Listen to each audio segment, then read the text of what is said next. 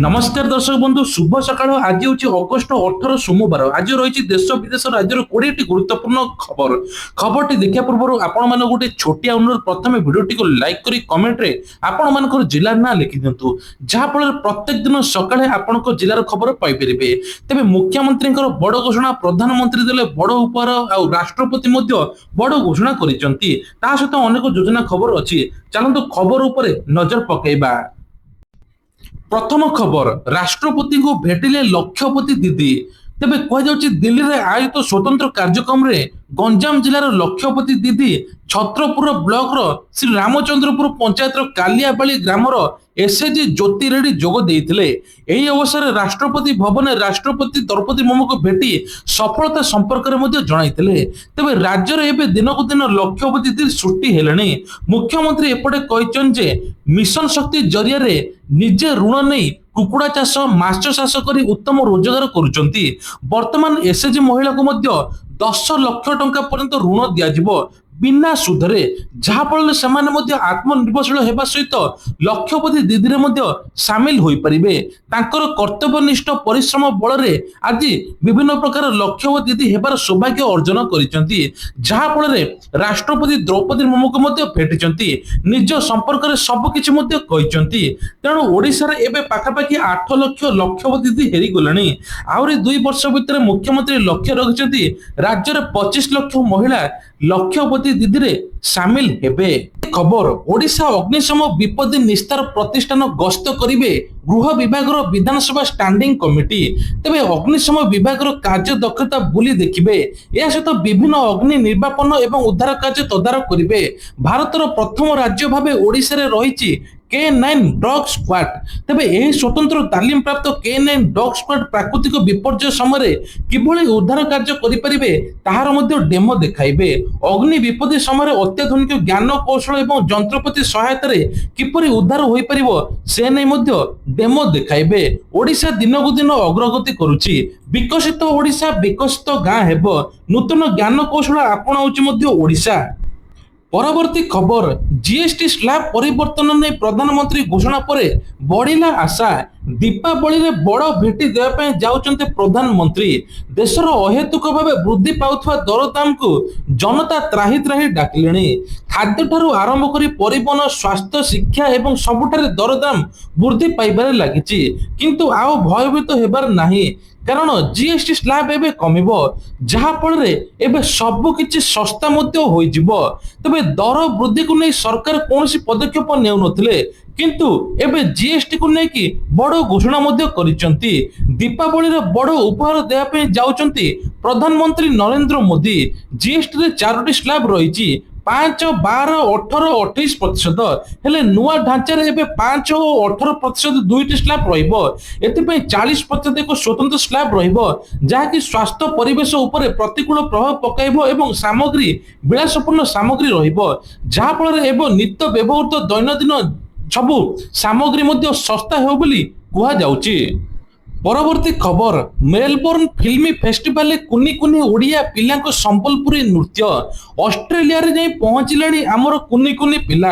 Melbourne में भारतीय फिल्मी महोत्सव आयोजित होला द इंडियन फिल्मी फेस्टिवल ऑफ मेलबोर्न 2025। एही अवसर बहु भारतीय चलचित्र प्रदर्शन करा जिबा परे एक नृत्य प्रतियोगिता अनुष्ठित होइतिला। एथिरे जज भाବରେ बॉलीवुड अभिनेत्री मलाइका अरोरा, सिने प्रयोजक मुकेश छाबरा एवं जयदीप अलालबत प्रमुख जोग देइथिले।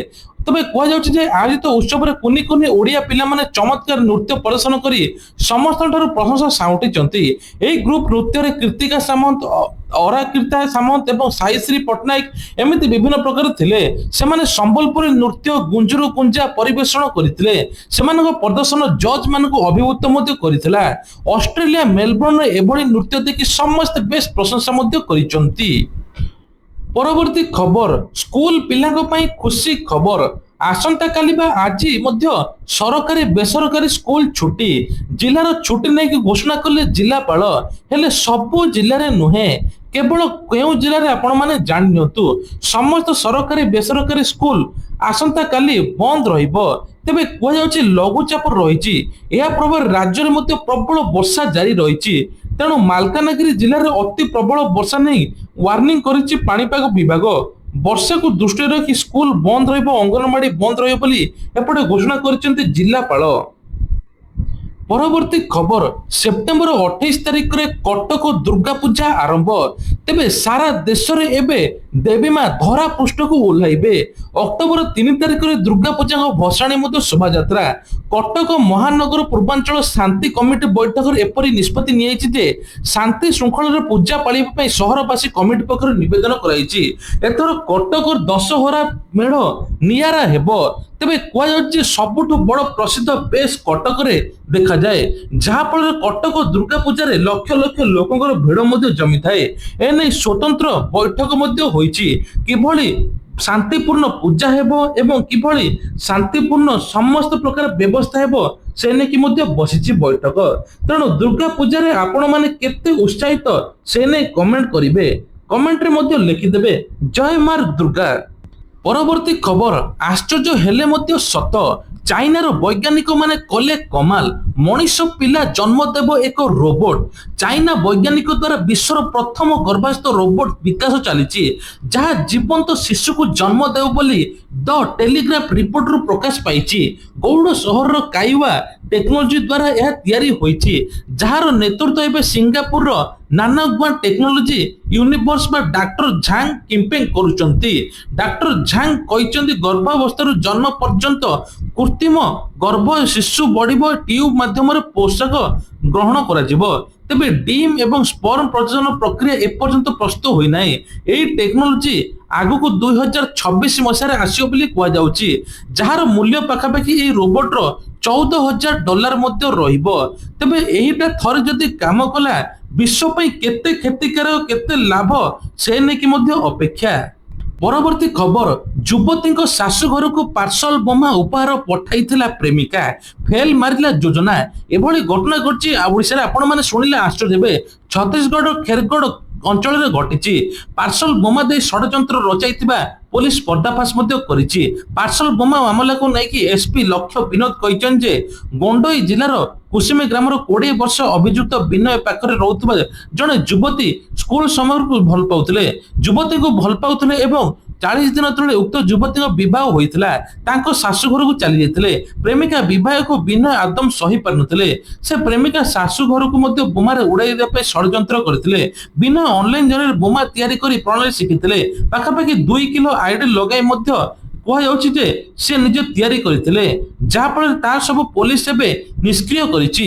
କୁହାଯାଉଛି ଯେ ପାର୍ସଲ ବୋମା ତିଆରି କରିଥିଲେ ଏବଂ ତୁରନ୍ତ ଘଟଣାସ୍ଥଳରେ ପୋଲିସ ଖବର ପାଇ ବୋମାକୁ ନିଷ୍କ୍ରିୟ କରିଛି। ଯାଞ୍ଚ ଆରମ୍ଭ ସମ୍ପୃକ୍ତ ବୋହୂର ସହିତ 7 ଜଣଙ୍କୁ ମଧ୍ୟ ଗିରଫ କରାଯାଇଛି। ତେବେ କୁହାଯାଉଛି ଯେ ସୌମ୍ୟଙ୍କ ମା ସଂଯୁକ୍ତା ଏବଂ ତାଙ୍କ ସହିତ ଚାକିରି ପଦୋନ୍ନତି ବିବାଦରେ ମଧ୍ୟ ପୁଞ୍ଜିଲାଲ ମେହର ମଧ୍ୟ ଗିରଫ ହୋଇଥିଲା। ଆପଣମାନେ ଜାଣିଥିବେ ଓଡ଼ିଶାରେ ଏବେ ପୁଣି ଚତୁରତାର ସହିତ ପାର୍ସଲ ବୋମା ତିଆରି ହେଉଥିଲା। ପରବର୍ତ୍ତୀ ଖବର, ରାଜ୍ୟରେ ନିଯୁକ୍ତ ହେବ 500 ଟ୍ରାଫିକ ୱାର୍ଡେନ, ଦୁର୍ଘଟଣା ରୋକିବା ପାଇଁ ବଡ଼ ପଦକ୍ଷେପ। ତେବେ କୁହାଯାଉଛି ବିଶେଷ କରି କେନ୍ଦୁଝର, ମୟୂରଭଞ୍ଜ, ସୁନ୍ଦରଗଡ଼, ଗଞ୍ଜାମ, ଖୋର୍ଦ୍ଧାରେ ହେବ। ନିଯୁକ୍ତି ଦାୟିତ୍ୱ ଜିଲ୍ଲାର ଏସପିକୁ ଦିଆଯାଇଛି। ଦୁର୍ଘଟଣା ରୋକିବା ପାଇଁ ଏଭଳି ପଦକ୍ଷେପ ନିଆଯାଇଛି। ପୋଲିସ ଡିଜିଙ୍କ ଅଧ୍ୟକ୍ଷତାରେ ବସିଥିବା ବୈଠକରେ ଏଭଳି ନିଷ୍ପତ୍ତି ନିଆଯାଇଛି। ପରବର୍ତ୍ତୀ ଖବର, ଉଠୁଛି ପଡୁଛି ମୌସୁମୀ ମେଳା। ପ୍ରତ୍ୟେକ ସନ୍ଧ୍ୟାରେ ହଜାର ହଜାର ଦର୍ଶକ ମଧ୍ୟ ଦେଖିବାକୁ ଯାଉଛନ୍ତି। ମେଳାକୁ ମନ ଭରି ଉପଭୋଗ ମଧ୍ୟ କରୁଛନ୍ତି। କିଏ ପରିବାର ସହିତ, କିଏ ସାଙ୍ଗସାଥି ସହ ଆସୁଛନ୍ତି। କେବଳ ଉଦଳା ଅଞ୍ଚଳ ନୁହେଁ, ବିଭିନ୍ନ ଅଞ୍ଚଳରୁ ପ୍ରତ୍ୟେକ ସନ୍ଧ୍ୟାରେ ମେଳା ମଧ୍ୟ ଜମୁଛି।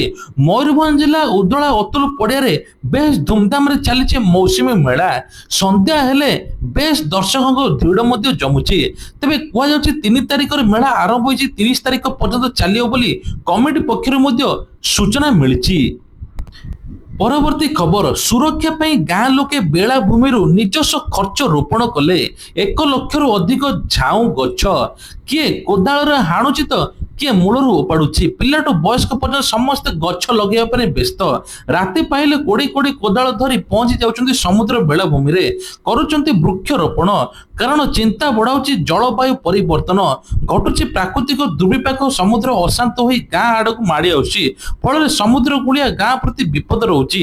ବାଲେଶ୍ୱର ଜିଲ୍ଲା ବାଲିଆପାଳ ବ୍ଲକର ଚୌକୁମ ପଞ୍ଚାୟତର ଗ୍ରାମବାସୀ। ତେବେ ପଞ୍ଚାୟତର କଙ୍କଡାପାଳ ଗାଁରେ ଗୋଟିଏ ପଟେ ସମୁଦ୍ର କୂଳ ଖାଉଥିବାରୁ ସୁବର୍ଣ୍ଣରେଖା ନଦୀ କୂଳ ଖାଉଥିବାରୁ ବିପଦ ଅଛି ଗାଁ। 10,000ରୁ ଅଧିକ ଜନସଂଖ୍ୟା ବିଶିଷ୍ଟ ଦୁଇ ଗାଁ ସମୁଦ୍ର କୂଳରେ ରହିଛି, ଯାହା ଫଳରେ ସେମାନେ ପ୍ରତ୍ୟେକ ଦିନ ଗଛ ଲଗାଉଛନ୍ତି। ପରବର୍ତ୍ତୀ ଖବର, ନିଜସ୍ୱ ନାମରେ ଚାଷୀ ପଞ୍ଜୀକରଣ। ଏଣିକି ଚାଷୀମାନେ ଆଉ ଦରକାର ନାହିଁ ବଂଶାନୁକ୍ରମ ପ୍ରମାଣପତ୍ର, ଏବେ ନିଜସ୍ୱ ନାମରେ ମଧ୍ୟ ଘୋଷଣା ନାମରେ ପଞ୍ଜୀକରଣ ହେବ। ଏନେଇ ଯୋଗାଣ ବିଭାଗ ପକ୍ଷରୁ ବିଧିବଦ୍ଧ ଭାବେ ବିଜ୍ଞପ୍ତି ପ୍ରକାଶ ପାଇଛି। ଚାଷୀମାନଙ୍କ ପାଇଁ ଏଇଟା ଗୋଟେ ସବୁଠୁ ବଡ଼ ଉପହାର। ଖରିଫ ଧାନ ସଂଗ୍ରହ ପଞ୍ଜୀକରଣରେ ଦରକାର ହେଉଥିଲା ବଂଶାନୁକ୍ରମିକ ପ୍ରମାଣପତ୍ର, କିନ୍ତୁ ଏହା ଦରକାର ପଡ଼ିବ ନାହିଁ। ସବୁ ଜିଲ୍ଲାପାଳକୁ ଚିଠି ଲେଖିଲେ ଅତିରିକ୍ତ ସଚିବ। ପରବର୍ତ୍ତୀ ଖବର, ସରକାରଙ୍କର ଘୋଷଣା ପ୍ରତି ଅସନ୍ତୋଷ। ରାଜ୍ୟରେ ନୂଆ ଏନ୍ସି ଆସିବା ପରେ ଶନିବାର ଡ୍ରାଫ୍ଟ ନୋଟିସ ପ୍ରକାଶ ପାଇଛି।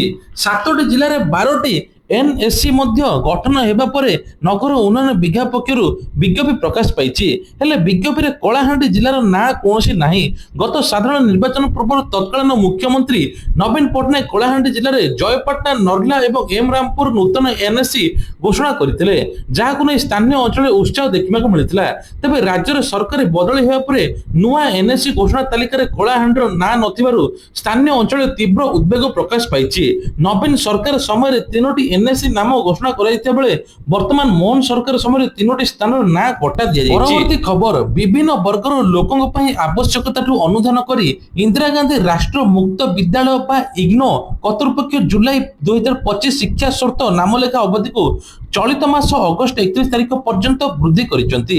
ଆଗ୍ରହୀ ଛାତ୍ରଛାତ୍ରୀମାନେ ବିଭିନ୍ନ ପାଠ୍ୟକ୍ରମ ନାମ ଲେଖିବା ପାଇଁ ଇଗ୍ନୋର ୱେବସାଇଟରେ www.igno.ac.in ରେ ଅନୁସରଣ କରିପାରିବେ। ନାମ ଲେଖିବା ପାଇଁ ଆବେଦନ କରିବା ଲିଙ୍କ ମଧ୍ୟ ଅଛି, ଯାହାଫଳରେ ଆପଣ ଅନଲାଇନ ମଧ୍ୟ ଆବେଦନ କରିପାରିବେ। ପରବର୍ତ୍ତୀ ଖବର, ଏଥର ନବୀନ ପଟ୍ଟନାୟକ ଅସୁସ୍ଥ। ତେବେ ପୂର୍ବତନ ମୁଖ୍ୟମନ୍ତ୍ରୀ ନବୀନ ପଟ୍ଟନାୟକ ବା ବିରୋଧୀ ଦଳ ନେତା ନବୀନ ପଟ୍ଟନାୟକ ସ୍ୱାସ୍ଥ୍ୟ ଅବସ୍ଥା ବହୁତ ସିରିୟସ୍। ଆଇନ ମନ୍ତ୍ରୀ ତୁଷାର ହରିଚନ୍ଦନ, ବିଧାୟକ ବାବୁ ସିଂ ଏବଂ ସ୍ୱାସ୍ଥ୍ୟମନ୍ତ୍ରୀ ମୁକେଶ ମହାଲିକ ମଧ୍ୟ ଉପସ୍ଥିତ ଥିଲେ। ଡିହାଇଡ୍ରେସନ ଯୋଗୁଁ ନବୀନଙ୍କ ଅପରାହ୍ନ 5ଟା 15ରେ ମଧ୍ୟ ହସ୍ପିଟାଲରେ ଭର୍ତ୍ତି ହୋଇଥିଲେ। ସ୍ୱାସ୍ଥ୍ୟମନ୍ତ୍ରୀ ମୁକେଶ ମହାଲିକ ଭେଟିବା ପରେ ତାଙ୍କ ସ୍ୱାସ୍ଥ୍ୟ ଅବସ୍ଥା ସ୍ଥିର ରହିଛି, କିନ୍ତୁ ଆୟୁଷରେ ଅଛନ୍ତି, ବିଶ୍ରାମ ନେଉଛନ୍ତି। ଡାକ୍ତରୀ ଦଳ ସହିତ ଆଲୋଚନା କରି ସେ କହିଛନ୍ତି ଏୟାରଲିଫ୍ଟ କିମ୍ବା ସ୍ଥାନାନ୍ତରିତ ଆବଶ୍ୟକତା ନାହିଁ। ସରକାର ସବୁଠାରୁ ଶ୍ରେଷ୍ଠ ଚିକିତ୍ସା ଯୋଗାଇବା ପାଇଁ ନିର୍ଦ୍ଦିଷ୍ଟ କରିଛନ୍ତି। ନିକଟରେ ନବୀନ ପଟ୍ଟନାୟକ କୋକିଲ ବେନ ହସ୍ପିଟାଲରେ ଅପରେସନ କରି ଫେରିଥିବା ବେଳେ କିଛି ସମୟ ପାଇଁ ସୁସ୍ଥ ଥିଲେ। ଆଜି ହଠାତ୍ ଦେଖିବାକୁ ମିଳିଥିଲା ନବୀନ ପଟ୍ଟନାୟକ ଅସୁସ୍ଥତା କାରଣ। ପରବର୍ତ୍ତୀ ଖବର, ହାଟରେ ତାଲା, ରାସ୍ତାରେ ପାଲା। କୋରାପୁଟ ଜିଲ୍ଲାର କୁନ୍ଦୁଲି ହାଟ ରାଜ୍ୟର ସବୁଠାରୁ ବଡ଼ ହାଟ ଭାବେ ପରିଚିତ।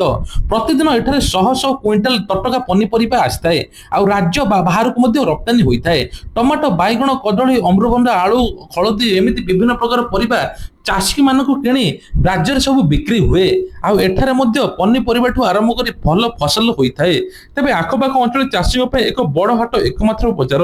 ଶୀତଳ ଭଣ୍ଡାର ନଥିବାରୁ ଚାଷୀମାନେ କମ୍ ଦାନରେ ବିକ୍ରି କରୁଛନ୍ତି, ବାଧ୍ୟ ହେଉଛନ୍ତି ପରିବା, ଆଉ ଦଲାଲ ଲାଭବାନ ହେଉଛନ୍ତି। ଏପଟେ ଆମେ 1 ନମ୍ବର ମାର୍କେଟ ବା ଯେକୌଣସି ମାର୍କେଟରେ ଦେଖିବାକୁ ମିଳୁଛି ପାଖାପାଖି 60-70 ଟଙ୍କା ପରିବା ହୋଇଛି, କିନ୍ତୁ ସେପଟେ ଶୀତଳ ଭଣ୍ଡାର ନଥିବାରୁ ଚାଷୀମାନେ ଦଲାଲକୁ କମ୍ ମୂଲ୍ୟରେ ଦେଇ ଦେଉଛନ୍ତି ପନିପରିବା। ପରବର୍ତ୍ତୀ ଖବର, ଆତ୍ମହତ୍ୟା ପ୍ରବଣତା ଏକ ସ୍ନାୟୁଗତ ସମସ୍ୟା। ପ୍ରାୟତଃ ଯୁବପିଢ଼ି ବା ପାଖାପାଖି 15ରୁ 22ରୁ 25 ବର୍ଷ ଭିତରେ ଯୁବପିଢ଼ିଙ୍କ ମନରେ ଆତ୍ମହତ୍ୟା ଭାବନା ଆସୁଛି। ଅସହ୍ୟ ହୋଇପଡୁଛନ୍ତି, ଧୈର୍ଯ୍ୟ ଶକ୍ତି ତାଙ୍କ ପାଖରେ ରହୁନି। ଟିକେ ଏପଟ ସେପଟ ହେଲେ ସିଧା ନିଜକୁ ଶେଷ କରିଦେଉଛନ୍ତି, କିନ୍ତୁ ଜାଣିନାହାନ୍ତି ଯେ ଏଇ ଜନ୍ମରେ ହିଁ ତାଙ୍କୁ ଗୋଟିଏ ଜନ୍ମ ମିଳିଛି। ମଣିଷ ଜୀବନ ମାନେ କଣ ସେ ବୁଝି ନାହାନ୍ତି। ମାନସିକ ଚାପ, ସ୍ନାୟୁଗତ ଡିଜ ଅର୍ଡର ଏହାର କାରଣ। ନକାରାତ୍ମକ ସ୍ଥିତିରେ ରହିବା ଏବଂ ବ୍ୟକ୍ତି ମଧ୍ୟରେ ପ୍ରବଣତା ବୃଦ୍ଧି ହୋଇଥାଏ। କେବଳ ଥାଉ ଥାଉ ଲକ୍ଷଣ ଚିହ୍ନଟ ହେଲେ ଚିକିତ୍ସା ସମ୍ଭବ। ବ୍ରେନ୍ ସିଚୁଏସନ ଟେଷ୍ଟ କରାଯାଏ, ଆବଶ୍ୟକତା ଚିକିତ୍ସା ମଧ୍ୟ କରାଯାଏ, ପ୍ରାଥମିକ ସ୍ତରରେ କାଉନସେଲିଂ ମଧ୍ୟ କରାଯାଏ। ଏପଟେ ମଧ୍ୟ ଶିକ୍ଷାମନ୍ତ୍ରୀ କହିଛନ୍ତି ପ୍ରତି ସ୍କୁଲ ମାନଙ୍କରେ ମଧ୍ୟ ଶକ୍ତିଶାଳୀ ଦିଦିମାନେ ଉପସ୍ଥିତ ରହିବେ। ଏବେ ନେଇକି ମଧ୍ୟ ଆତ୍ମହତ୍ୟା ହେଉଥିବା ଯୋଉ ଛାତ୍ରଛାତ୍ରୀଙ୍କ ଉପରେ ମଧ୍ୟ ନଜର ରଖିବେ, ସମସ୍ତ ପ୍ରକାର ତଥ୍ୟ ମଧ୍ୟ ଜାଣିବେ। ପରବର୍ତ୍ତୀ ଖବର, ଭୋଟ ଚୋରିର ସତ। ভোট চୋରି ଅଭିଯୋଗକୁ ବଳ ଦେବା ପାଇଁ ରାହୁଲ ଗାନ୍ଧୀ ଭୋଟ ଅଧିକାର ଯାତ୍ରା ବା ବିରୋଧୀ ଦଳ କଂଗ୍ରେସ ଏହାର ନେତା ରାହୁଲ ଗାନ୍ଧୀ କରି ଆସୁଥିବା ଭୋଟ ଚୋରି ଅଭିଯୋଗକୁ ଜନ ଆନ୍ଦୋଳନରେ ପରିଣତ କରିବା ପାଇଁ ରାସ୍ତାକୁ ଓହ୍ଲାଇଛନ୍ତି। ବିହାର ରୋହତାସ ଜିଲ୍ଲାର ସାସାରୁମ ଠାରୁ ଆରମ୍ଭ ହୋଇଛି ଯାତ୍ରା। ବିହାର ବିଧାନସଭା ନିର୍ବାଚନ ପୂର୍ବରୁ ସ୍ୱତନ୍ତ୍ର ଭୋଟର ତାଲିକା ସଂଶୋଧନ ଆଳରେ ଭୋଟର ତାଲିକାରେ ହେରଫେର କରାଯାଇଥିବା ଅଭିଯୋଗ କରିଛନ୍ତି ଏବଂ ଅଭିଯାନ ମଧ୍ୟ ଆରମ୍ଭ କରିଛନ୍ତି ରାହୁଲ ଗାନ୍ଧୀ। ତେବେ ଇଣ୍ଡି ମେଣ୍ଟରେ ମଧ୍ୟ ଥିବା କୁହାଯାଉଛି ବିହାରରେ ମହାଗଠନ ବନ୍ଧରେ ମଧ୍ୟ ସହଯୋଗୀ ଦଳଗୁଡ଼ିକ ଭାରତୀୟ ନିର୍ବାଚନ କମିଶନ ବିରୋଧରେ ଆଗାମୀ 16 ଦିନ ଧରି ଯାତ୍ରା କରିବେ। ଖବର ଶସ୍ତା ହେଲା ସୁନା। ସପ୍ତାହରେ ପାଖାପାଖି 1900 ରୁ 2000 ଟଙ୍କା ପର୍ଯ୍ୟନ୍ତ କମିଲା ସୁନା ଦର। ତେବେ କୁହାଯାଉଛି ଯେ ଏଥର 10 ଗ୍ରାମ 24 କ୍ୟାରେଟର ମୂଲ୍ୟ ପାଖାପାଖି 1900 ରୁ 2000 ଟଙ୍କା କମିଛି। ଫାଷ୍ଟ୍ୟାଗକୁ ନେଇକି ବଡ଼ ଘୋଷଣା। ଏବେ ଥରେ ରିଚାର୍ଜ କଲେ ଆପଣମାନେ 200 ଥର ଯାତ୍ରା କରିପାରିବେ, ଯାହାକି ଗୋଟେ ଟୋଲ ଗେଟ୍ କ୍ରସ୍ କରିବା ପାଇଁ ମାତ୍ର 15 ଟଙ୍କା ଲାଗିବ। ବର୍ଷକୁ 3000 ଟଙ୍କା ପାସ୍ ଆପଣମାନେ କରିପାରିବେ। ଏନେକି ମଧ୍ୟ ବଡ଼ ଘୋଷଣା କରିଛନ୍ତି ମନ୍ତ୍ରୀ। ପରବର୍ତ୍ତୀ ଖବର, ଏହି ନେତାକୁ ଉପରାଷ୍ଟ୍ରପତି ପ୍ରାର୍ଥୀ ଘୋଷଣା କଲା ଭାଜପା। ଭାରତୀୟ ଜନତା ପାର୍ଟି ରବିବାର ସନ୍ଧ୍ୟାରେ ମହାରାଷ୍ଟ୍ର ରାଜ୍ୟପାଳ ସିପି ରାଧାକୃଷ୍ଣଙ୍କୁ ଏନଡିଏର ଉପରାଷ୍ଟ୍ରପତି ପଦ ପାଇଁ ପ୍ରାର୍ଥୀ ଘୋଷଣା କରିଛି। ତାମିଲନାଡୁର ଏକ ବରିଷ୍ଠ ନେତା ଭାବେ ରାଧାକୃଷ୍ଣନ ପୂର୍ବରୁ ଝାଡ଼ଖଣ୍ଡର ରାଜ୍ୟପାଳ ଏବଂ କୁହାଯାଉଛି କୋଇମ୍ବାଟୁରରୁ ମଧ୍ୟ 2 ଥର ଏମ୍ପି ରହିଛନ୍ତି। ଭାଜପା ଅଧ୍ୟକ୍ଷ ଜେପି ନଡ୍ଡା ଏହା ଘୋଷଣା କରିଛନ୍ତି। ସେ 40 ବର୍ଷର ରାଜନୈତିକ ଅନୁଭବ କରିଛନ୍ତି, ବିଭିନ୍ନ ଦାୟିତ୍ୱ ମଧ୍ୟ ନିର୍ବାହ କରିଛନ୍ତି। ଆସନ୍ତୁ ଜାଣିବା ଯୋଜନା ବିଷୟରେ। ପ୍ରଥମ ହେଲା ଏମଏସଏମଇରେ ଉଦ୍ୟୋଗପତିଙ୍କ ପାଇଁ 10 ଲକ୍ଷ ପରିବର୍ତ୍ତେ 20 ଲକ୍ଷ ଟଙ୍କା କରିଛନ୍ତି ମୋଦି ସରକାର। ସେପଟେ ମଧ୍ୟ ଯୁବପିଢ଼ିକୁ ମଧ୍ୟ 3.5 କୋଟି ଯୁବପିଢ଼ିକୁ ଚାକିରି ମିଳିବ। ତା ସହିତ 15,000 ଟଙ୍କା ମିଳିବ ବୋଲି କୁହାଯାଉଛି। ଏପଟେ କୁହାଯାଉଛି ଏସଏଚଜି ମହିଳାମାନଙ୍କୁ ସିଲେଇ ତାଲିମ ବିଭିନ୍ନ ପ୍ରକାର ତାଲିମ ଦେଇ ସରକାର ଷ୍ଟାଇପେଣ୍ଡ 2,000 ରୁ 15,000 ଟଙ୍କା ଦେଉଛନ୍ତି। ଓଡ଼ିଶାରେ ମଧ୍ୟ ଯୋଜନା ବିଷୟରେ ଜାଣନ୍ତୁ। ସିଏମ କିଷାନ ଟଙ୍କା ମଧ୍ୟ ଅକ୍ଷୟ ତୃତୀୟା ଦିନ ଆସିବ 2,000 ଟଙ୍କା। ତା ସହିତ ମଧ୍ୟ କୁହାଯାଉଛି ଯେ ଏସଏଚଜି ମହିଳାକୁ 10 ଲକ୍ଷ ପର୍ଯ୍ୟନ୍ତ ଋଣ ମିଳିବ ଏବଂ ସୁଭଦ୍ରା ଯୋଜନା ଟଙ୍କା ମଧ୍ୟ ନୂଆ ଆବେଦନ କରିପାରିବେ। ଇଏ ଥିଲା ଆଜିର ଦେଶ ବିଦେଶ ରାଜ୍ୟର ଗୁରୁତ୍ୱପୂର୍ଣ୍ଣ ଖବର। ଖବରଟି ଭଲ ହେଇଥିଲେ ଲାଇକ୍ କରିବେ।